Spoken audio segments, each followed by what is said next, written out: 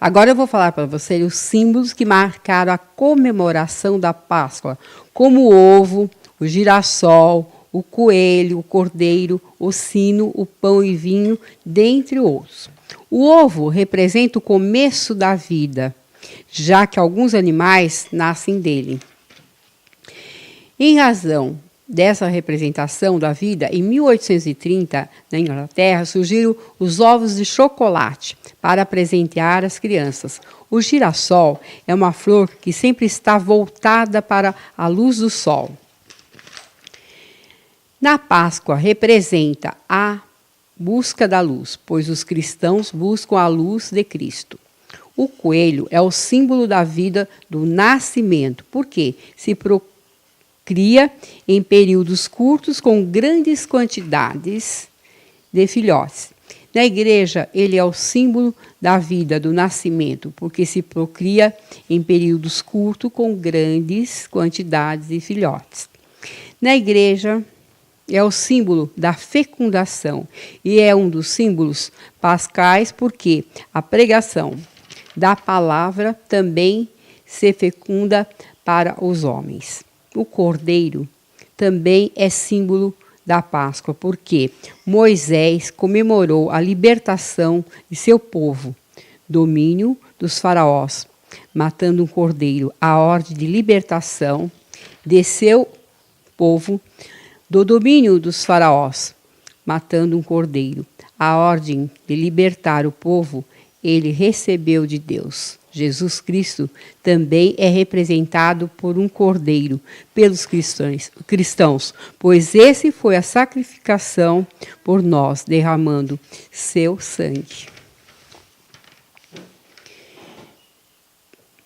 pelos nossos pecados. A vela também é uma representação de que Jesus Cristo é a luz do mundo. Nas velas da igreja aparecem gravadas as letras do alfabeto grego, alfa e o ômega, que significa o princípio e o fim. O sino, quando badalado, soa representando a alegria pela vida de Jesus. No domingo de Páscoa, é tocado nas igrejas para anunciar o momento da ressurreição. O pão e o vinho representam o corpo e o sangue de Jesus, a sua presença diante de nós. O ovo de chocolate ou ovos de Páscoa são uma tradição milenar relacionada ao cristianismo. Costumava-se pintar, como eu já falei, os ovos de galinha de cores bem alegres, pois a Páscoa é uma data festiva que comemora a ressurreição de Jesus Cristo, sendo o ovo o símbolo do nascimento. Outros povos, como os gregos e os egípcios, também cobriam ovos de galinhas, porém em datas diferentes. O ovo é o símbolo bastante antigo, anterior ao cristianismo. 3.000 anos antes de Cristo já se fazia o ovo, que representa a fertilidade e o renascimento da vida.